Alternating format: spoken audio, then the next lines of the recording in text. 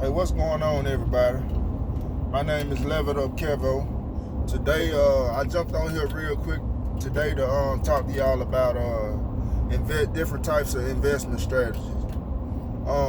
For number one, for those of y'all who don't know me, I started out doing real estate investing, and now I kind of do a mixture of a variety of things, rather say, to invest in. But my number one go-to is real estate, and that's what I started out in. And I'll be telling you a few things that I started out doing, and I still do to this day, because I mean it works for me. A lot of people, use different strategies that work for them, and the strategy that I use, they may say that it don't work, but different, how they say, different strokes, different folks, But I'm gonna tell you a few things that work for me, and I mean maybe you can use it and try to put it in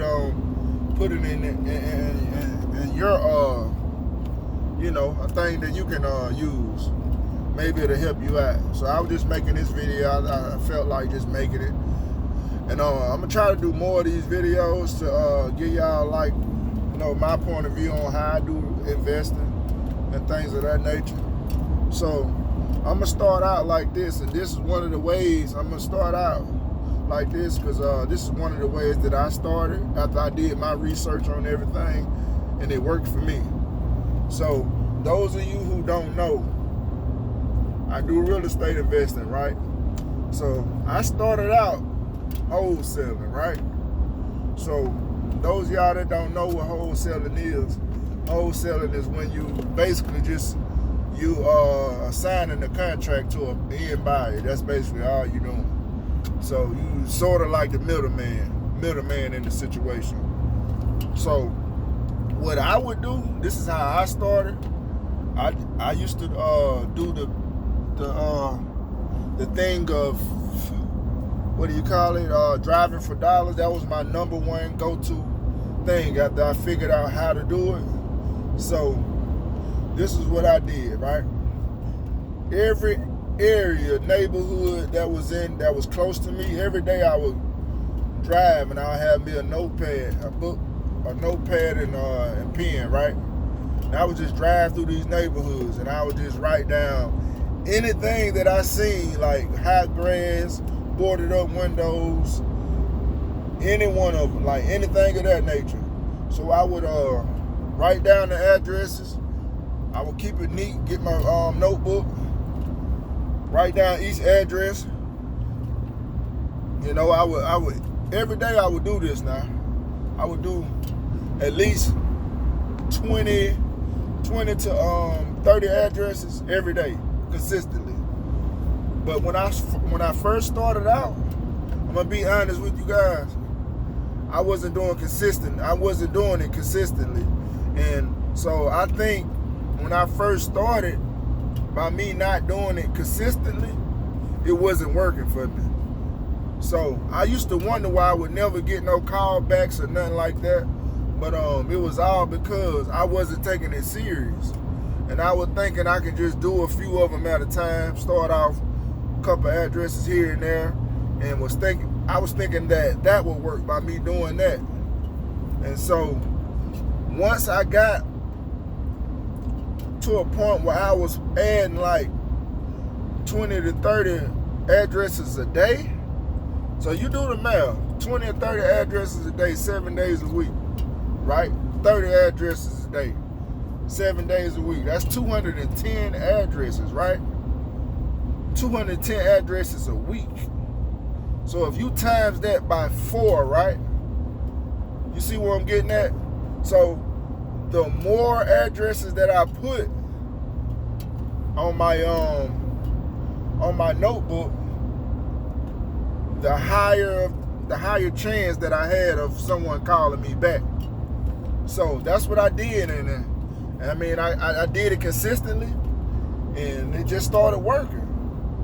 I would get like 3 or 4 calls out the month, and then as I would get these calls, right, I would get these calls and I would schedule. When I first get the seller on the phone with me, I would just go down the numbers with her.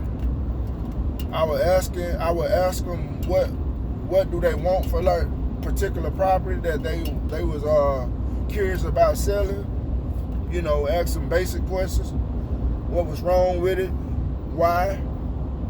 Who was on the mortgage with them?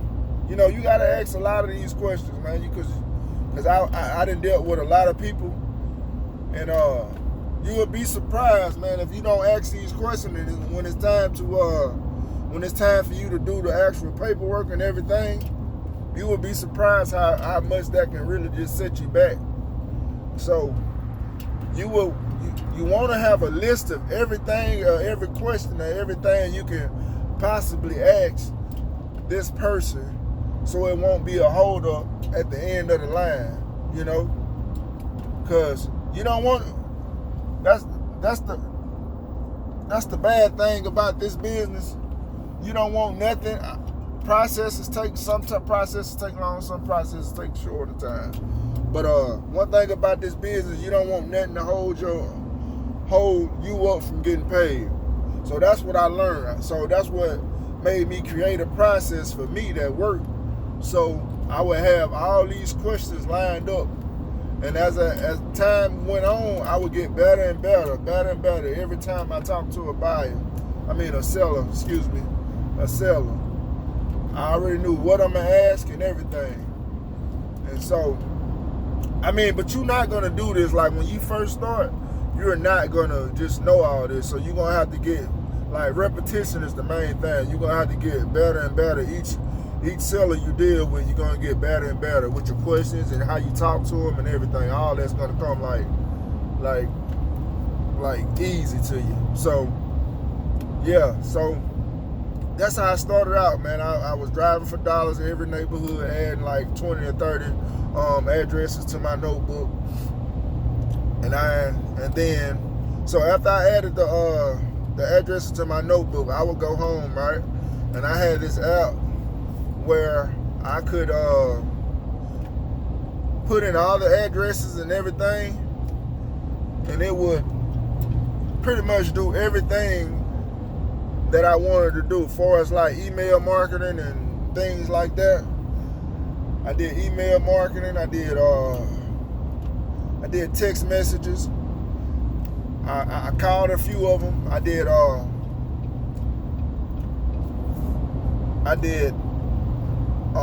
what is it called? Mailing.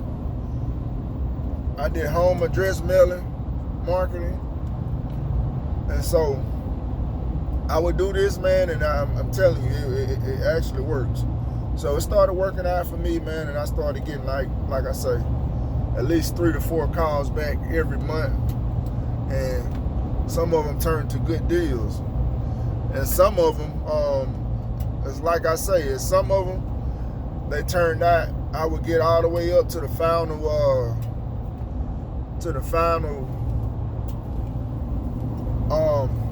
agreement on the contract or whatever. So, and everything would just crumble, you know, when you just about to make the write up the contract and everything crumbles. I had that happen several times, where the seller just automatically just decide to change their mind on the whole process. So, you're gonna get some you're gonna get some no's, and you're gonna get some yeses dealing with when you're starting out being a wholesaler or whatever. But a wholesaler is a good way to get into real estate. You don't need a lot of money. You will need some money though, because a lot of these people tell you that you don't need no money to do a wholesaling. I think my personal opinion, I think that you do. You don't have to have a lot, but I think you should have a little money to invest in with just the marketing part of it. The rest of the stuff you can kind of pretty much freelance with it and do it on the fly. But back to how I started though. So I would do all that, right? And like I say, it was turning out pretty well for me. And so I just did it. I continue to do it, and to this day I still do it. So I mean, it ain't like it's nothing that I decide not to do anymore. I still do that. I get out like on the weekends or something, and I just ride through different neighborhoods. I'm always fascinated with houses anyway. I always been like that, and so I just love real estate, man, and that's why I got into this business. I love real estate. So, yes. So, yes. What was I? Okay. Yes. So, real estate, wholesaling, right? So wholesaling, it's a good way to get you started in real estate. I mean, once you get started, you can pretty much branch off and do a lot more other stuff like I do. I mean, I started wholesaling, and then I just started buying and flipping and holding as well. So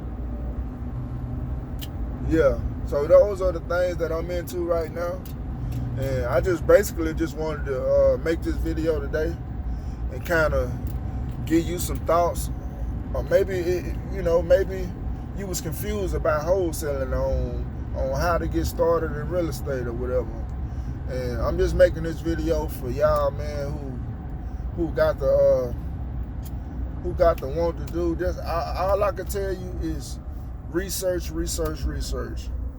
Do a lot of research and studying, man, and then but don't research to the point and study to the point where you basically just still stuck, Jump out, get up, and take action. Once you take action, you're going to figure everything else out. That's because I'm just telling you about the process I took, man, and for those that's just not starting, just take the leap, man. Just do it. You can do it. I mean, I know if I could do it, you can do it. You just got to have the confidence. You got to have the confidence, and I mean, you can do it. Have your mind made up on what you want to do. But I tell you, man, getting started in real estate is very lucrative. And I'm gonna drop some more videos and explain to y'all about other little strategies that I use, and I may even show a few videos on how I basically talk to some of my customers whenever I first reach out to them, or whenever I give them a call. Because like I say, some of them I call, or some of them I just email marketer to them and things like that. But it's different ways you can do it, and I mean, I use all types of ways. And like I say, I'm gonna be uploading more videos to give y'all an idea on what I do and how I do my process of doing everything, because it works for me. I mean, you can take some of this that I'm giving you and put it in your own way, and do it how you want to do it. So, but I just wanted to share that with y'all today, and stay tuned in with me. If you're not subscribed to my channel, subscribe, hit the like button, share, and I should be getting back on and share some of my knowledge with you about the real estate investing and things of that nature. So y'all stay blessed, stay humble, and keep going. Thank you. Yeah.